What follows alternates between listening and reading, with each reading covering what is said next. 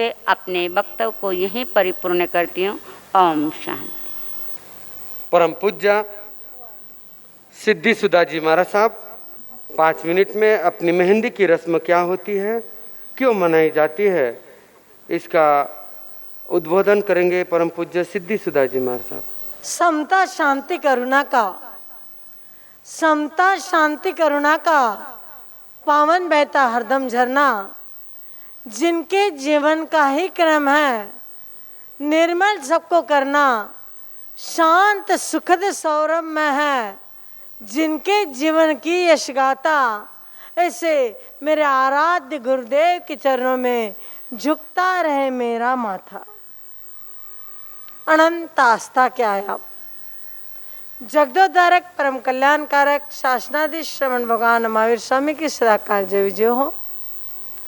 सदाकाल जय विजय हो महापुरुषों की, जिन्होंने इस संसार में भटकी हुई आत्मा को, मिथ्यात्व में अटकी हुई आत्मा को सम्यक ज्ञान की ज्योति प्रदान की। ऐसे मेरे अनंत अनंत आस्था के आयाम, घोर तपस्वी गौर ब्रह्मचारी स्वर्गीय कर्नाटक के श्री पूज्य गुरुदेव गणेश लाल जी महाराज साहब, शांत दांत करुणामूर्ति स्वर्गीय परम पूज्य आचार्य भगवान, मेरे आराध्य गुरुवरिया महाराष्ट्र प्रवर्तनी पंडित रत्ना स्वर्गीय परम पूज्य गुरुनिधि महाराज श्री प्रभाकर जी महाराज साहब आदि समस्त स्वर्गस्थ दिव्यस्थ शक्तिशाली आत्माओं को भाव सहित वंदन नमन करती हूँ। मेरे जीवन नैया को विरक्ति की ओर ले जाने वाले, मेरे जीवन नैया के शिल्पकार, अनंत अनंत उपकारी नौकार आराधिका परम श्रद्धेया पूज्य प्रतिभा जी महाराज आदि समस्त मंच पर विराजमान, नमो लोए सव सवर्ण पथ पर विराजमान चारित्रात्माओं के पवित्र पावन श्री चरणों में मेरे भक्ति सहित कोटि कोटि वंदन नमस्कार। उपस्थित धर्मान रगी भाइयों, सुशील स्नेही माता बहनों, वैसे देखा जाए तो मुझे इसी सुस्त सभा के अंदर, इतने कम लोगों के अंदर बोलने की आदत ही नहीं है। और मैं अभी 2 वर्ष पहले राजस्थान की यात्रा करके आई थी, और पाली में जब गुरुदेव की पुण्यतिथि मनाई थी तो मैंने देखा था कि महिलाओं की अपेक्षा पुरुषों की संख्या अधिक थी। मैं चेन्नई की यात्रा पर थी, चेन्नई में मेरे 2 चातुर्मास हुए। मैंने चेन्नई में महसूस किया कि पुरुष धर्म प्रधान है, वो धर्म में आगे होता है। लेकिन इस पूना नगरी का नज़ारा जब मैं देखती हूँ, इस पूना के अंदर मैं देखती हूँ कि भाइयों की संख्या कम और बहनों की संख्या, भगवान महावीर से चल रही है परंपरा, भगवान महावीर से चल रही है परंपरा। भगवान महावीर के श्रावक कितने थे, कोई बता सकते हैं मुझे? भगवान महावीर के श्रावक कम और श्राविका ज्यादा। भगवान महावीर की श्राविका साध्वी बहनें ज्यादा और साधु भाई कम। ठीक है, इसी तरह ये नज़ारा है। अब इसी नज़ारे को लेकर के जितने बेटे हैं, मैं उनको समझती हूँ क्वांटिटी ना सही, क्वालिटी सही। क्वालिटी में क्वालिटी फुल ही होते हैं। और उनके लिए मुझे एक सवाल करना है कि संसार में सबसे सरल क्या है और सबसे कठिन क्या है। मेरा सवाल सभी ने समझ कर लेना, जवाब मुझे देना, क्योंकि मेरे बीच में ऐसे बैठे रहो ये मुझे पसंद नहीं आता। मुझे मेरे साथ मैं बोलूँ, आप भी बोलो, क्योंकि मुझे आपके साथ में संभाषण करना है, मुझे व्याख्यान नहीं देना है। मुझे प्रवचन देते नहीं आता, मैं प्रवचनकार नहीं हूँ, मैं संभाषण करती हूँ, संवाद करती हूँ। तो मैं आपसे जानना चाहती हूँ कि इस संसार में सबसे कठिन क्या है और सबसे सरल क्या है। कोई कहेगा सबसे सरल है सलाह देना, कोई कहेगा सबसे सरल है क्या, बोलो ना, मैं आप ही की सुन रही हूँ। जो भी हो आपके महन में, जो भी हो आप बोलते जा रहे हैं, मैं सुनती जा रही हूँ। लेकिन मैं आपको बता देती हूँ कि संसार में सबसे सरल है औरों को देखना और सबसे कठिन है स्वयं को देखना। सबसे कठिन है स्वयं को देखना और सबसे सरल है औरों को देखना। हम देखते वही है, हम देखते वही हैं, औरों की ओर हमारी दृष्टि होती है, स्वयं को कभी हमने देखा ही नहीं। आज का दिन अवलोकन का दिन, आज का दिन देखने का दिन कि हे आत्मन, अनादिकाल से संयम में परिभ्रमण कर रही है, करते करते 84 लाख जीव योनि के अंदर परिभ्रमण कर चुकी है और करते करते न जाने अभी और कितने भव करना है। मैं तो कहूँगी कि जल्दी से जल्दी परित्त संसारी बनना है। और इस परित्त संसारी बनने के लिए मेरी ये दो प्यारी सी नन्ही सी स्नेहिल बहनें, जिनको मैं गत 7 साल से जान रही हूँ, जब हम लोगों ने समिति मेरे पास में आई थी, समिति के साथ साथ टीना और हर्षा और टीना, ये दोनों, हर्षा बड़ी है और टीना छोटी है, हर्षा और टीना ये दोनों साथ साथ आई थी। वैराग्य काल से साथ साथ में जब मैं उनको देखती हूँ तो मेरे मन में एक सवाल आता है, उनके अंदर भी मैं पूछना चाहती हूँ, उनसे भी मैं कहना चाहूँगी, उनसे भी मैं जानना चाहूँगी कि आज मेहंदी की रस्म है, मेहंदी का रंग आपके हाथ पर रंगा जाएगा, मेहंदी आपके हाथ में रचाई जाएगी, लेकिन मेहंदी की उत्पत्ति होती कहाँ से, मेहंदी आती कहाँ से? हर्षा टीना के लिए मेरा सवाल है। मेहंदी आती है एक छोटे से बीज से, और वो बीज, मेहंदी का बीज जो छोटा सा है वह वृक्ष के रूप में आता है, पत्तियां होती है, क्योंकि समय के अनुसार मुझे जल्दी आगे बढ़ना है। पत्तियां आती है और पत्तियों को जब पीसा जाता है, उसे घीसा जाता है, उसे भिगोया जाता है, और भिगो करके उसे क्या किया जाता है, हाथ पे रचाया जाता है, तब वह रंग लाती है। बहना, तुम्हारे भीतर में रही हुई एक छोटी सी मेहंदी का बीज जो है, क्या है, जन्मजात तुम्हारे अंदर पड़ा हुआ था, उपादान से वह तुम्हारे अंदर था। निमित्त गुरनी जी महाराज साहब के मिल गए, निमित्त प्रफुल्ला जी महाराज साहब के, प्रतिभा जी महाराज साहब के मिल गए, और निमित्त मिलने के बाद में वो पत्तियां खिल गई। खिल करके तुमने क्या कर दिया, ज्ञान ध्यान से उसको घीस दिया, घीस करके अब रंग चढ़ेगा। किसका रंग? सिद्ध का कलर, सिद्ध का कलर। आपको लाल लाल बनना है या आपको काले काले ही बने रहना है? अगर लाल लाल बनना है, लाल लाल यानी सिद्धत्व की ओर जाना है, सिद्ध शिला की ओर जाना है, तो ध्यान रखना, मेहंदी की एक एक लाइन, एक एक पत्ती, एक एक डिजाइन के साथ में ये भाव मन में रखना हर्षा टीना, कि ये मेहंदी मेरे हाथ में रचाई जा रही है और इसका रंग मुझे सिद्धत्व की ओर ले जा रहा है। हे प्रभु, जिस मार्ग पर तुम चले गए हो, हे प्रभु तुम जिस रास्ते पर चले गए हो, उसी क्यों में मेरा नंबर है, आपके पीछे मैं भी वहां पर पहुंच रही हूँ, मुझे भी वहां आना है। ये रंगी हुई मेहंदी आपको सिद्धत्व की ओर ले जाने वाली बने। मुझे गौरव मुंजी महाराज साहब समय का इशारा कर रहे हैं, और इसलिए तकाजे को देखते हुए मैं इतना ही कहूँगी कि ये संयम की मेहंदी, ये रस, ये अदा करती, यही बताती है कि हे मानव, हे मुमुक्षु, संसार में सभी आत्माओं में परमात्मा बसे है और सभी को सिद्धत्व की ओर जाना है, तो लाल रंग का अनुसरण करना है। और उसके पहले मेहंदी का कलर कौन सा होता है? हरा। हरा कलर किसका है? उपाध्याय। और उपाध्याय किसकी दाता?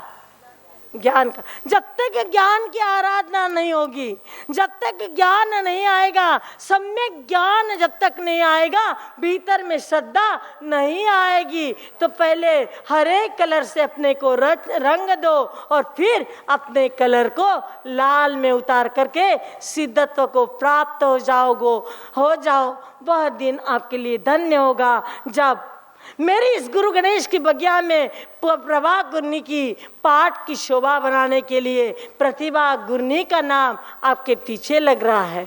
जिससे हमारे पीछे प्रभा गुरनी, प्रतिभा गुरनी का नाम लगा, आपके पीछे तो और तीसरा नाम जुड़ रहा है, प्रभा गुरनी, प्रतिभा गुरनी और प्रफुल्ल गुरनी। अब इन 3 गुरनियों के अंडर में रह करके उनके नाम को रोशन आपको करना है। आप कैसे करूँगे ये तो मुझे विश्वास है, लेकिन विश्वास सभी को दिलाना है और आप अच्छी तरह से दिलाऊंगी, यही मंगल मनीषा आपके लिए। हर शार परम पूज्य दक्षिता जी महाराज साहब, उनको भी बहुत बहुत धन्य है।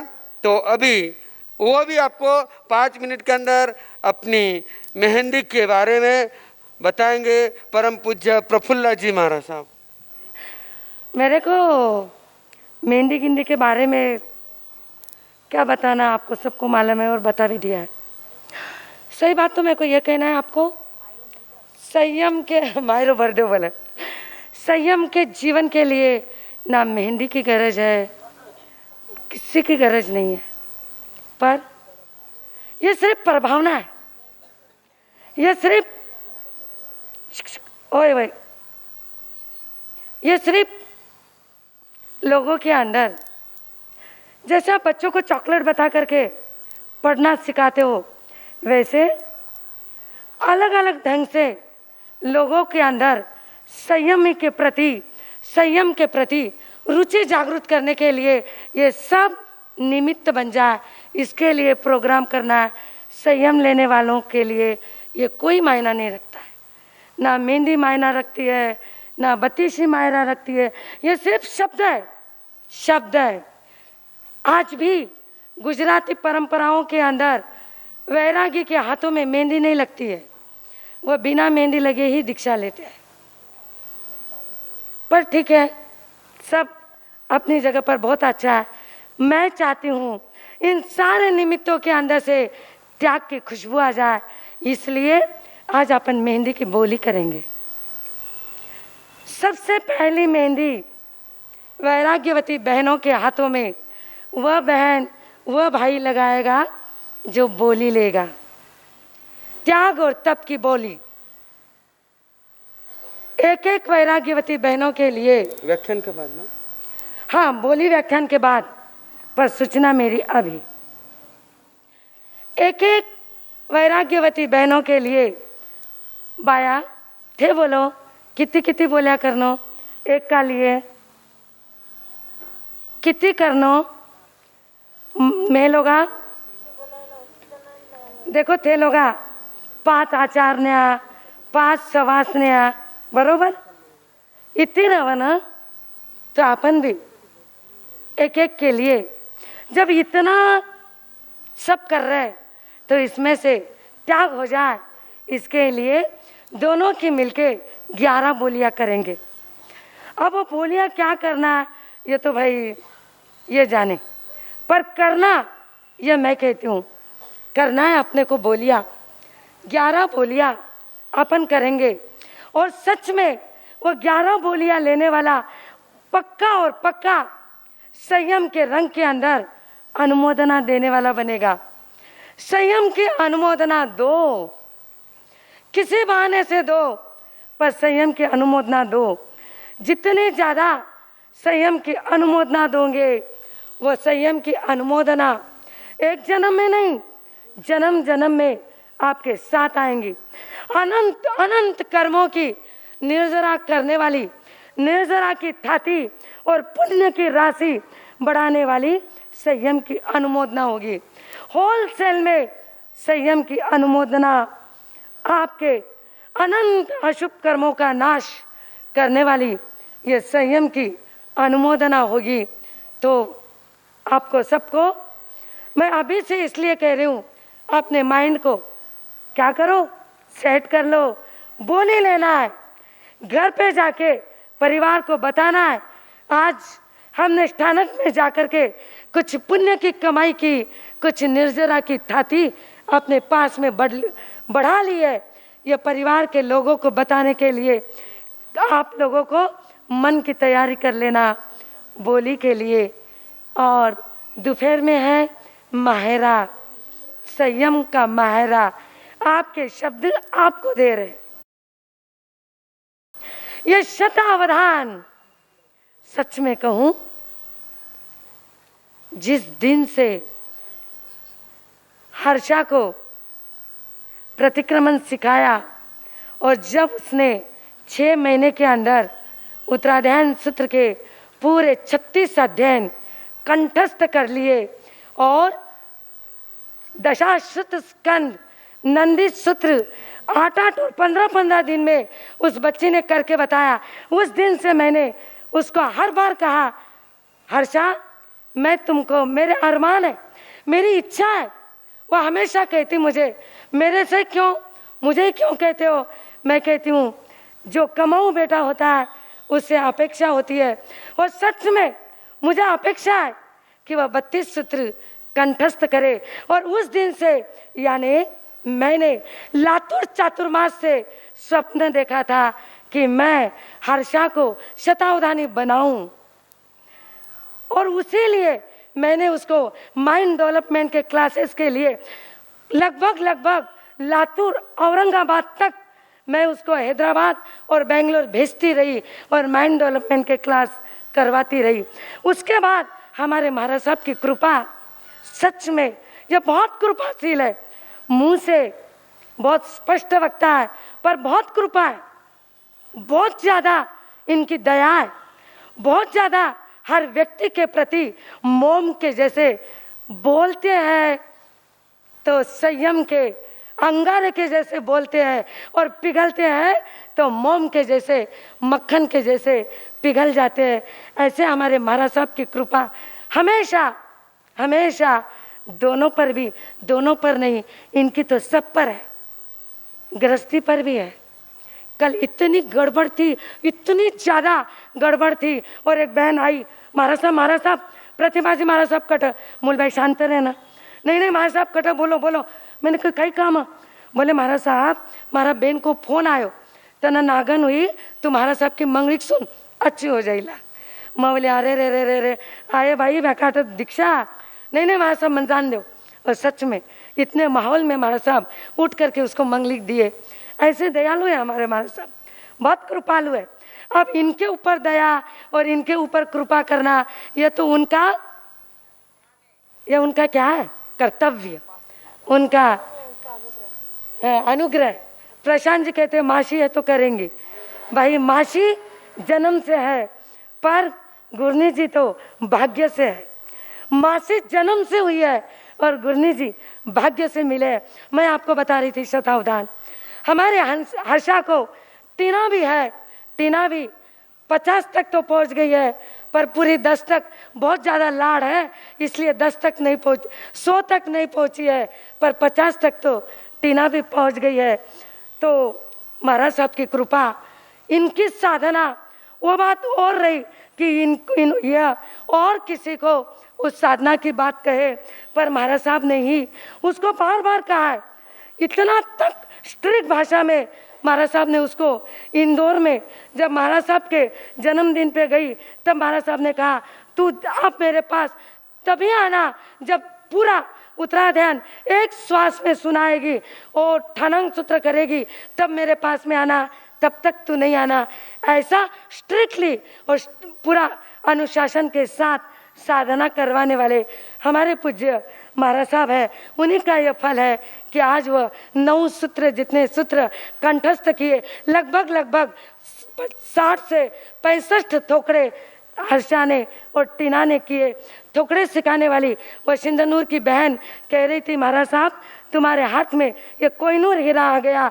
2 दिन में गम्मा का थोकड़ा पाठ करने वाली मैं आज तक कोई बैरागन नहीं देखी। वह सिंधनूर की बहनें मुझे कहने लग गई।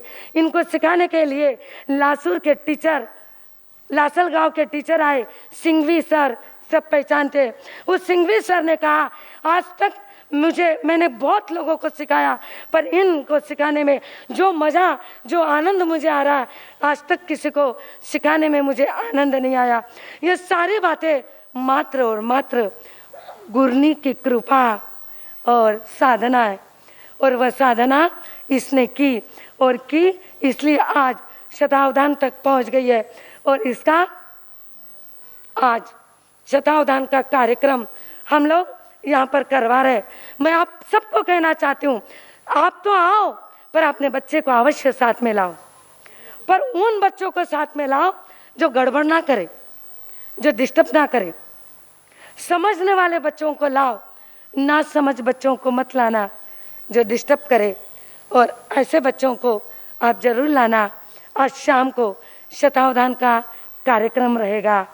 कल का कार्यक्रम आखातीज सबको मालूम है, सुबह से प्रभातिया, आज भी सुबह प्रभातिया हुआ, कल भी प्रभातिया रहेगा। कल के कार्यक्रम और कल देखेंगे। पुनः मैं अपने शब्दों पे आती हूँ, सबको मेहंदी की बोली लेना है। वैरागन बहनों के हाथ में, आप सबकी वैरागन बहनें हैं, बेटियां हैं, एक की बेटी नहीं है, एक की बहन नहीं है, सबकी बहन है, सबकी बेटियां हैं। जो लेगा पा जाएगा, जो लेगा संयम की मेहंदी लगा लेगा, नहीं लेगा देखता रह जाएगा। देखते मत रहना, करके लेना। त्याग की अनुमोदना त्याग से देना। देखेंगे कौन लेगा, कैसे लेगा, सारी बातें समय के साथ। मैं अपने शब्दों को विराम देती हूँ। तुभ्यं नमः सकल विघ्न विदारकाय, तुभ्यं नमः सकल सौख्य प्रदायकाय, तुभ्यं नमः पतित पावन भावनाय, पूज्यं गणेश गुरुराजमहं नमामि।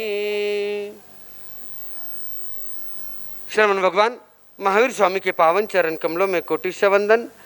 मेरे आस्था के आयामन मंदिर के देवत, जिनके दर्शन से ही युग युग के भाग जग जाते हैं, ऐसे आराध्य गुरुदेव घोर तपस्वी गुरुदेव गणेश लाल जी महाराज साहब, आचार्य सम्राट आनंद ऋषि जी महाराज साहब, जैन दिवाकर चौतमल जी महाराज साहब, दक्षिण केसरी घोर तपस्वी पूज्य श्री मिश्रीलाल जी महाराज साहब, वर्तमान आचार्य डॉक्टर शिव मुनि जी महाराज साहब, अनंत उपकारी गुरु माता पूज्य श्री प्रभा कंवर जी महाराज साहब, आराध्य गुरुदेव विवेक मुनि जी महाराज साहब, सौरव मुनि जी महाराज साहब, समस्त चारित्र आत्माओं के पावन चरण कमलों में कोटिशा वंदन। मंच पर विराजित पूज्य श्री तिलक मुनि जी महाराज साहब, आराध्य गुरु माता पूज्य श्री प्रतिभा कंवर जी महाराज साहब एवं चंदना जी महाराज साहब, समस्त चारित्र आत्माओं का हार्दिक अभिनंदन।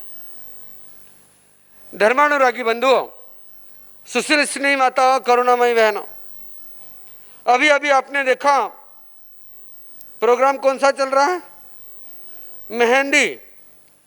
मेहंदी का कलर होता है हरा, और आप सबने कहा कि ज्ञान जो हरा कलर होता है, उपाध्याय उपाध्याय जी एक ज्ञानी के भंडार, ज्ञान के दाता, भाग्य विधाता होता है। उसी तरह आज हर्षा बहन के हाथों पर क्या रचेगी? मेहंदी रचेगी। हर्षा बहन आपके हाथ पर मेहंदी नहीं रचेगी, आपके हाथ पर ज्ञान की क्या होगी? मेहंदी एक संदेश आपको दिलाएगी। ध्यान रखना हर्षा बहन कि जब आप ज्ञान लेते रहोगी तब आपके पास में हमेशा चार बातों का चिंतन जरूर करना। मैं तो हमेशा कहता हूं कि ज्ञान आने के बाद में क्या करना, कभी सम्मान की अभिलाषा मत रखना। चार बातें ध्यान रखना, सम्मान, अभिमान, अपमान और स्वाभिमान, ये चार बातें जरूर ध्यान रखना। ज्ञान कितना भी आ जाए, मगर मैं सम्मान के लिए ज्ञान नहीं ले रहा हूं, मेरी आत्मा के कल्याण के लिए ज्ञान ले रहा हूं, इसका जरूर चिंतन करना। मैं ज्ञान किसके लिए ले रहा हूं? मेरी आत्मा के उत्थान के लिए, मेरी आत्मा परमात्मा के पास में पहुंचने के लिए। पहली बात जरूर ध्यान रखना, ज्ञान इतने लेना, इतना लेना कि कहीं पर मुझे सम्मान की आशा ना रहे, मेरी आत्मा की परमात्मा की ओर पहुंचने की आशा रहे। दूसरी बात मैं कहना चाहता हूं कि ज्ञान कितना भी आ जाए, कभी अभिमान मत करना। नहीं तो आज क्या होते, 25 बोल आ गए हो, 10वीं काल का आ गए हो कि मैं कटे चढ़ गया हूं, हाँ, हवा में उड़ गया। मैं तो हमेशा कहता हूं, ये फुटबॉल और वॉलीबॉल आप देखते हैं ना, फुटबॉल में भी हवा रहती है और वॉलीबॉल में भी हवा रहती है। मगर वॉलीबॉल को कहाँ पर पकड़ा जाता है? हाथों में, और फुटबॉल को पाँवों में। क्यों? क्योंकि मैं हमेशा कहता हूँ वॉलीबॉल के अंदर एक क्या होती है? समता की हवा होती है, और फुटबॉल में अभिमान की हवा होती है। अभिमान की हवा जहाँ पर आती है वो पैरों में जाती है, और समता की हवा जहाँ पर आती है वहाँ पर हाथों में आता है। आपको सबको हाथों में रहना है, इस बात का ध्यान रखना है कि ज्ञान आने के बाद में कभी अभिमान मत करना।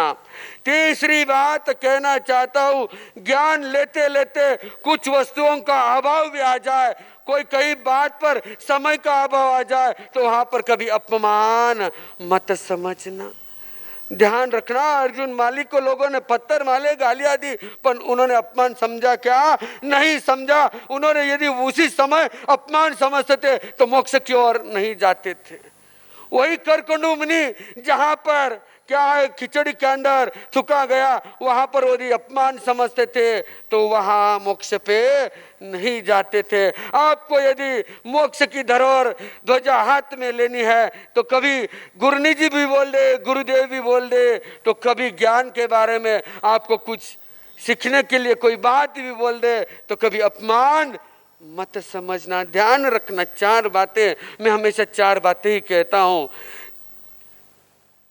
अपमान मत, और अपमान टालने के लिए या अभिमान टालने के लिए अपने जीवन के अंदर और चार बातें जरूर ध्यान रखना। कि पहली बात ध्यान रखना, कोई भी कार्य करना है तो समझदारी से करना। पहली बात समझदारी से करना। दूसरी बात, ज्ञान लेते समय मगजमारी को छोड़ देना। ये संसार रूपी सागर की मगजमारी को तू क्या कर देना? छोड़ देना, और समझदारी को लेने का प्रयास करना। तीसरी बात कहना चाहता हूं, जब तेरे पास में समझदारी आएगी तो तू दुनियादारी के अंदर नहीं पड़ेगी। कल ही गुरनी जी महाराज साहब ने कहा, देख हर्षाटिना, तुमको यदि दुनियादारी के अंदर नहीं पढ़ना है, तुमको आत्म कल्याण के अंदर पढ़ना है, तो मौन की साधना, ज्ञान की साधना के अंदर तत्पर रहना, समझदारी से चलना, मगजमारी को छोड़ना, इस दुनियादारी को क्या करना, छोड़ देना। और चौथी बात, जिम्मेदारी को अपनाना। तूने संयम लिया है, संयम के मार्ग पर जा रही है, मेरी जिम्मेदारी क्या है? गुरु गुरनी की सेवा करना, ज्ञान की अवलोकन करना।